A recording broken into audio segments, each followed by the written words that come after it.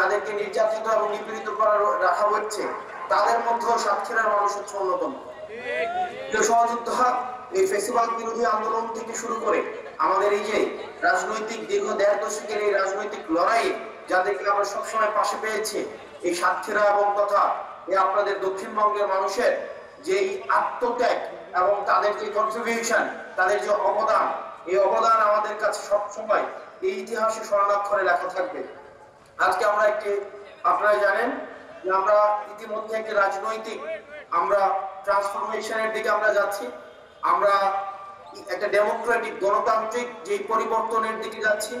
আমাদের যারা 2000-এর বেশি শহীদ হয়েছে এবং 20,000-এর বেশি যারা আহত হয়েছে, তাদের রক্তের দায়ভার আমাদের রয়েছে এবং তাদের এই রক্তের বিনিময়ে আমাদের এই রক্তের দায় আমাদের সবাইকে সামগ্রিকভাবে পরিশোধ করতে হবে এবং সেটি পরিশোধ করার জন্য আমরা ইতিহাসের স্তরে স্তরে আমাদের এই বাংলাদেশের মানুষ বঞ্চিত হয়েছে, নিপীড়িত হয়েছে, তাদের অধিকার থেকে তাদেরকে বঞ্চিত করে রাখা হয়েছে। শুধুমাত্র এই ফ্যাসিস্ট এবং তাদের দোসরদের এই অপচেষ্টা এবং তৎপরতার কারণে। তো সাধারণ ছাত্র জনতা 2018 পরবর্তী থেকে 2024-এর 5 জুন কোটা সংস্কার আন্দোলনে যে রিট হয়, সেই রিট পরবর্তী 5 জুনে আমরা আন্দোলন সংগ্রামে ডাক দিয়ে সাতক্ষীরাবাসী, সাতক্ষীরা সরকারি কলেজের, সাতক্ষীরা সরকারি পলিটেকনিক সহ সাতক্ষীরা সিটি কলেজ সহ বেশিরভাগ শিক্ষা প্রতিষ্ঠানের সমন্বয় করে আমরা 9 জুলাই থেকে এই আন্দোলন সংগ্রামের ডাক দিয়ে শহীদ আব্দুল রাজ্জাক পার্কে শহীদ মিনারের উপর থেকে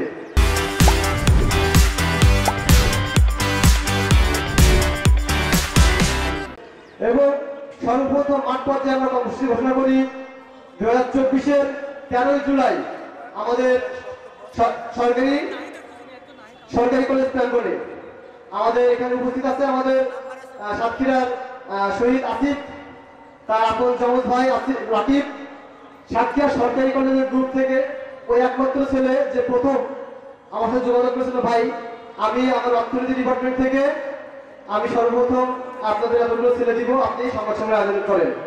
তারপর থেকে সাধারণ শিক্ষার্থী, সাধারণ ছাত্র সংগঠন, আমি সরাসরি নাম ধরে বলি, বিশেষ করে আন্দোলন শুরু থেকেই অনেক সংগঠন নাম প্রকাশ করতে পারেনি, কিন্তু তারা ম্যান পাওয়ার দিয়ে, আর্থিক সহযোগিতা দিয়ে, বুদ্ধিভিত্তিক কর্মকাণ্ড দিয়ে আমাদের সাথে সমন্বয় করে এই আন্দোলন সংগ্রামে অংশগ্রহণ করেছিল। জুলাই বিপ্লব নিয়ে সবাই কথা বলেছে, আমার মনে হয় না কোনো কথা বলার আছে। আপনারা জানেন সাতক্ষীরাবাসী যে 17 তারিখে কি হয়েছিল, সিভিল হসপিটালের সামনে একদল ফ্যাসিস্টের গোলাম টুকাই আমাদের উপরে হামলা করেছিল। এই শিক্ষার্থীদের উপরে কিভাবে তারা হামলা করতে পারে?